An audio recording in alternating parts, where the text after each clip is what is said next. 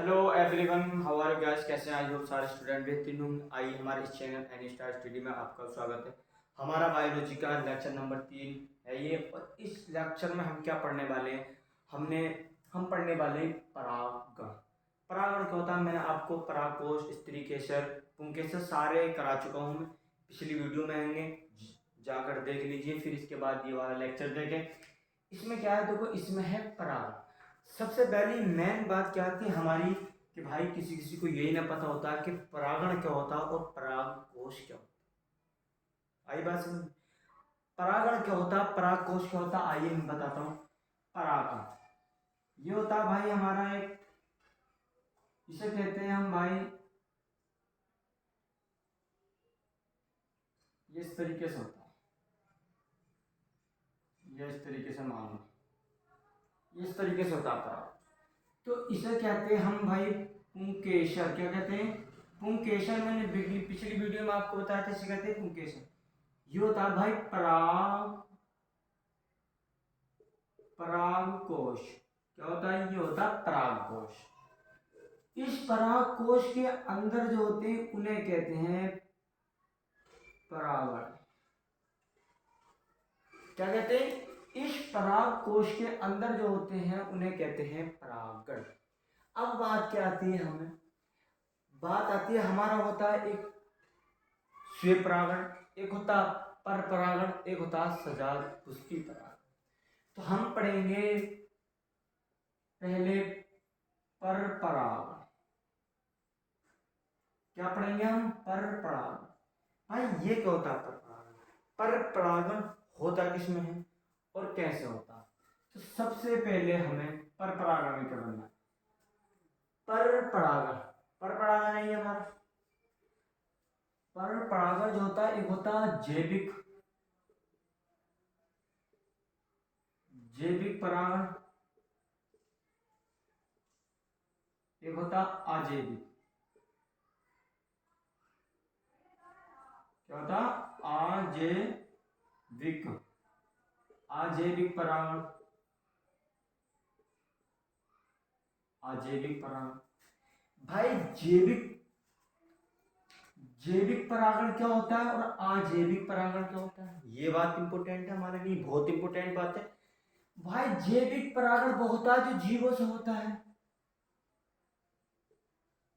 जो जीवों से होता है उसे कहते हैं जैविक परागण। अजैविक परागण जो होता है भाई, जो अजैविक मतलब, जैविक मतलब जो जीव होते हैं, और अजैविक मतलब जो निर्जीव होते हैं। भाई निर्जीव, अब जैविक में जो जीवों के द्वारा होता है, जैसे कि कीट कीट मक्खी मक्खियां, ये होता है हमारे, होते हैं जीवों द्वारा मतलब। और ये होता है निर्जीव। निर्जीव जैसे वायु, जैसे जल। तो हम पढ़ेंगे अजैविक और जैविक, ठीक है। तो अब इसके बाद बात क्या आती है हमारा? जैविक। जैविक में आता है जैसे वायु परागण। भाई क्या आता? वायु परागण। भाई वायु परागण क्या होता है हमारा? वायु परागण, देखो सबसे पहली बात, क्या परागण क्या होते हैं? सुनो मेरी बात प्यार से। सबसे पहला होता है परागण। परागण क्या है में होती है? परागकोश में होती है। परागकोश को क्या कहते हैं भाई? पुंकेसर कहते हैं।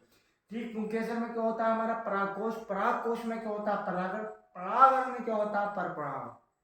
आई बात समझ? नहीं है? एक बात और सुनो, ध्यान से सुनो, बिल्कुल फ्रेश हो। ठीक, सबसे पहले एक पुष्प होता है। पुष्प में होता है हमारा, जिसे कहते हैं हम पुंकेसर।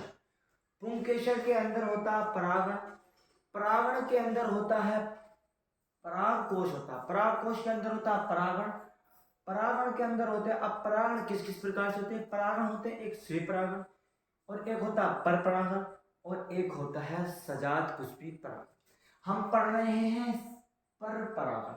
पर परागण जो प्रकार के वर्ड दिए गए, एक होता है जैविक और एक होता है अजैविक। जैविक परागण कौन सा होता है? जैविक परागण होता है जो जीवों से होता है।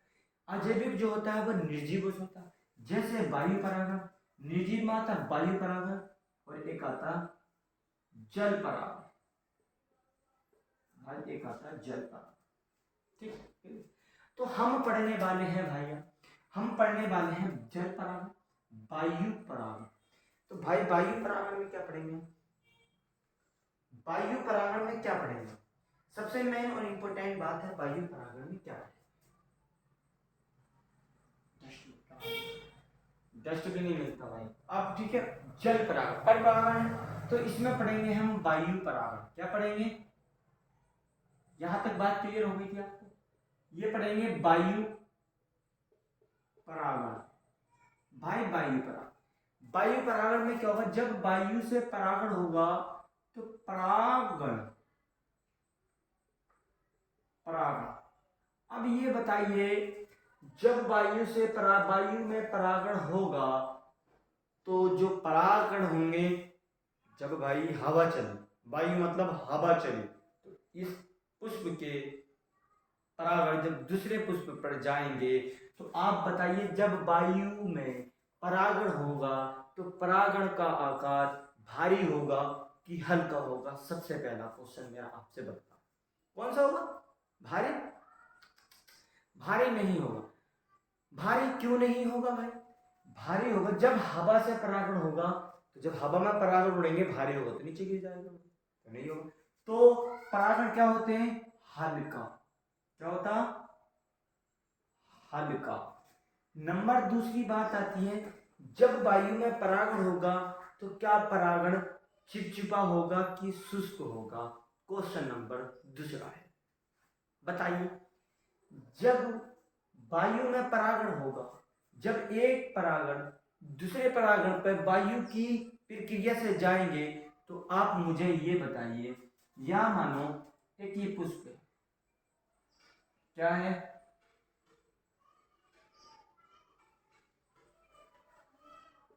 ये एक पुष्प है, इस पर ये परागण है। यहाँ बना दो भाई, छोटा पड़ता है यार ब्लैक बोर्ड में। बहुत जल्दी कुछ ना कुछ होने वाला है इंशाल्लाह, आप टेंशन नहीं लीजिए स्टूडेंट्स। अब ये है एक पुष्प, एक पुष्प ये है हमारा,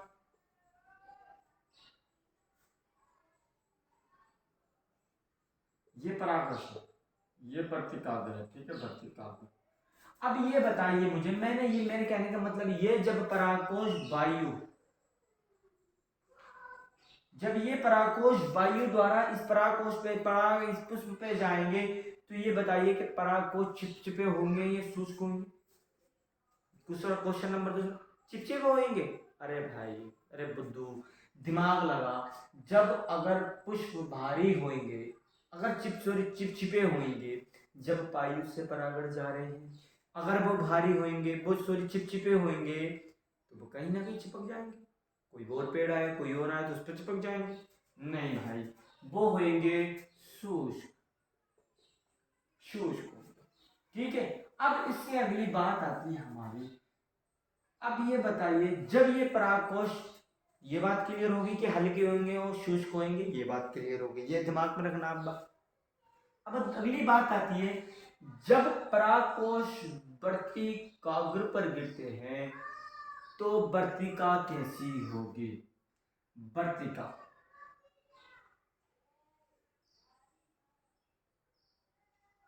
वर्तिका कैसी होगी भाई? क्या होगी? वर्तिका कैसी होगी? छोटी होगी कि बड़ी होगी? छोटी होगी कि बड़ी? पुष्प में भाई, किसी भी पुष्प में जब परागकोश जाएंगे तो वर्तिका क्या छोटी होगी, बड़ी होगी? भाई वर्तिका, हमारी जो स्त्री केसर होगी, जो वर्तिका होगा वो बड़ा, वर्तिका, वर्तिका बड़ा होगा। बड़ा क्या मतलब? लंबा होगा। क्यों? जब उधर से परागकोश वायु के द्वारा आ रहे हैं, उड़ते हुए आ रहे हैं, तो भाई एक बड़ी वर्तिका होगी, बड़ी वर्तिका होगी, वो आकर उस पर टकरा जाएगी और उस पर लग जाएंगे, ठीक है। बड़ी होगी कि छोटी होगी? भाई बड़ी होगी। नंबर दूसरा क्वेश्चन, वर्तिका क्या चिपचिपी होगी या शुष्क होगी? भाई वर्तिका पहली बात तो बड़ी होगी, वर्तिका, वर्तिका, वर्तिका बड़ी होगी, ठीक।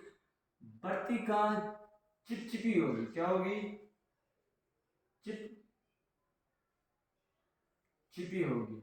मतलब क्यों होगी चिपचिपी भाई? जब पराग कोशायक शुष्क थे तो जब बढ़ती कागज पर आए तो वो चिपक गए, बढ़ती कागज ने चिपका लिया। ठीक, तो ये हुई चिपचिपी। अब इसके बाद आता है हमारा, अब जैसे किस किस में होता है भाई, अब हमारा बात एग्जाम्पल आता है, जैसे हमारा एग्जाम्पल बनते हैं। अब ये बताइए, क्या ये मकरंद देंगे? मकरंद, मकरंद मतलब भोजन नहीं देंगे। क्यों? क्योंकि ये वायु द्वारा है, निर्जीव है। क्या ये रंगहीन होंगे? भाई नहीं। ये रंग देंगे? नहीं भाई। रंग देंगे? नहीं भाई।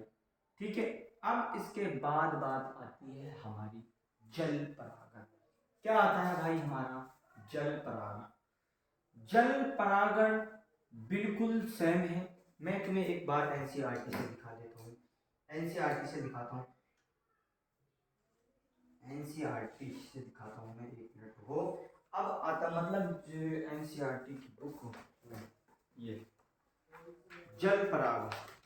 तो चलो यार आप, हाँ बुक जरूर पढ़ लेना, बुक जरूर पढ़, बुक जरूर पढ़।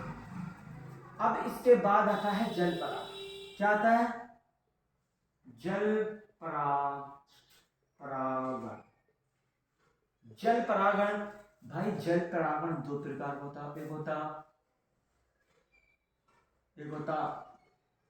अजल परागण, एक होता अधिजल परागण। जल अधिजल परागण, एक होता अधोजल, अधोजल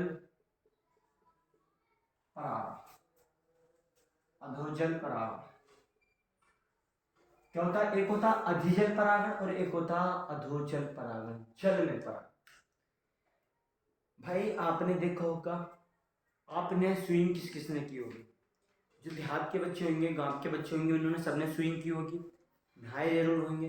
तो आप ये बताइए मुझे, जब किसी भी नदी, तालाब, झील में जब आप नहाएंगे तो क्या आप जल के ऊपर स्विंग करेंगे कि जल के नीचे स्विंग करेंगे? तो क्या है के नीचे? जल के ऊपर स्विंग करते हैं। तो जल के ऊपर, जल की सतह, जल की सतह पर जो स्विंग होता है, जल की सतह पर जो परागण होता है उसे कहते हैं अधिजल। और जो जल के अंदर होता है, जल के अंदर, उसे कहते हैं हम अधिजल। जो जल के अंदर होता है उसे कहते हैं अधोजल परागण। जो अधिजल होता है, जो अधिजल परागण होता है उसे कहते हैं जल के बाहर परागण, मतलब जल की सतह पर। जैसे मछली जल के अंदर है तो ये कौन सा परागण करती है भाई? ये अधोजल। ये कौन सा होता भाई? जल की सतह पर परागण। अब परागण कैसा होता है? आपने ये जल की सतह है, ये जल है, ठीक है, जल है, यहाँ पर ये सतह है वाटर, ठीक है, ये तमाम पानी है, ठीक है। तो आपने सभी स्टूडेंट्स ने, जो गांव के होंगे ज्यादातर, उन्होंने देखा होगा किसी भी तालाब में एक पानी फूल बोलते हैं, जिसे उसकी सतह इस तरीके की होती है और उसकी डंडी इस तरीके की होती है, वो कुछ इस तरीके का बन जाता है बाहर आकर, ठीक, कुछ इस तरीके का बन जाता है जिसे कहते हैं हम घमोल। उसके अंदर काले काले बीज मिलते हैं, रेड कलर के, वो काले कलर के घमोल। तो ये जो होता, इस प्रक्रिया को कहते हैं जल परागण। यानी कि नीचे ये वर्तिकाग्र इसमें लंबी होती है। क्यों? क्योंकि जब लंबी होती है ऊपर जाकर ये फूल बनता है, फूल से एक घमोल बन जाती है, यानी कि जिसमें काले काले बीज और रेड कलर के बीज होते हैं। ये होता है जल परागण, यानी कि जल की सतह पर परागण करना ये करते हैं।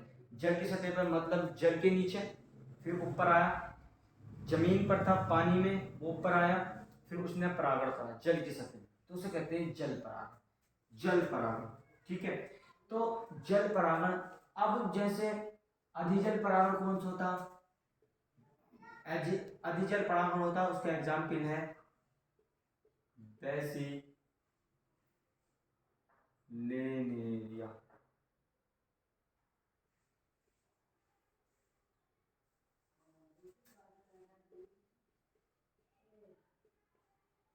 बेसिनेरिया, बेसिनेरिया, अधोजल। ये हुआ भाई हमारा अधिजल परागण का। और अधोजल परागण का हुआ भाई हमारा, अधोजल जो जल के अंदर होगा उसे कहते हैं, उसे उसे कहते हैं जस्टेरा, जस्टेरा, ठीक है। क्या कहते हैं उसे हम? जस्टेरा, जोस्टेरा, क्या कहते हैं? जोस्टेरा, ठीक है, उसे कहते हैं जोस्टेरा। तो आई होप कि ये आपको समझ में आया। अब इसके बाद आती है कीट। कीट कीट क्या होते हैं? कीटों द्वारा परागण कैसे होता है? जब कोई कीट, यानी कि कीट मतलब ये हुआ, इसके बाद हुआ हमारा कीट परागण। हमने पढ़ लिया वायु परागण, जल परागण, और अब होगा कीट परागण। क्या होगा? कीट परागण। कीट परागण क्या होता है भाई हमारा? कीट परागण होता है भाई हमारा कीटों द्वारा परागण, यानी कि अब मैं तुमसे पूछता हूं, सबसे ज्यादा परागण किसमें होता है? सबसे ज्यादा परागण जो करते हैं कीट, वो करती है मधुमक्खियां, जिन्हें कहते हैं मधुमक्खियां। अब जैसे भाई जब हमारा कीट इस कीट से दूसरे कीट पेड़ पर बैठा जाकर, तो इसे कहते हैं परागण।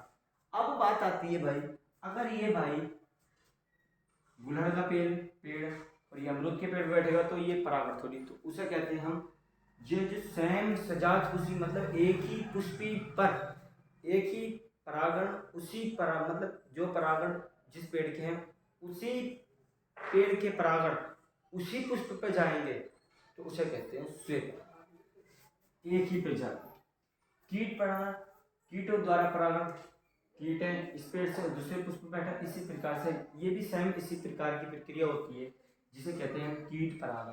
एक दूसरे पर जब कीट किसी पुष्प पर बैठता है तो एक पुष्प होता, तो क्या पुष्प जो होगा खुशबूदार होगा, जब खुशबूदार होगा खुशबू आएगी, मधुमक्खी की जो खुशबू जाएगी वहां से उठकर वहां जाएगी उस पेड़ से, जब उस पर जाएगी तो ये उसके जो परागपोषण उस पुष्प के इस पुष्प पर आएंगे, तो वो परागण, इस प्रकार की प्रक्रिया होती है। एक पुष्प से दूसरे पुष्प पर ले जाना उसे कहते हैं परागण। तो इसमें जो होता है, इसमें मकरंद भी होती है, भोजन भी होता है भाई, मधुमक्खियां भोजन तो लेती हैं पुष्पों से, ठीक है, मकरंद भी होता है, रंगहीन होते हैं भाई। क्या आपने किसी भी देखा होगा, मधुमक्खी हमेशा किसी न किसी खुशबूदार पुष्प पे ही बैठती है ना, तो मकरंद होंगे, रंगहीन होंगे, ठीक है। तो इस तरीके का क्या होंगे? खुशबूदार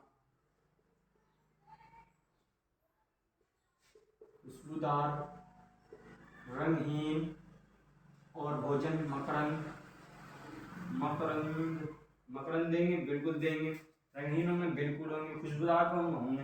तो कीट का जो होता है पॉलिनेशन, उसे कहते हैं मकरंद, रंगीन, खुशबूदार। और वायु जो परागण होता है, वायु परागण का एग्जाम्पल है भाई, ये भी लिख लेना, वायु परागण का एग्जाम्पल है हमारा वायु परागण का, जैसे घास हुई, खजूर का पेड़ हुआ, और खजूर का भंग का पेड़ हुआ, इस पे होते हैं हमारे वायु परागण।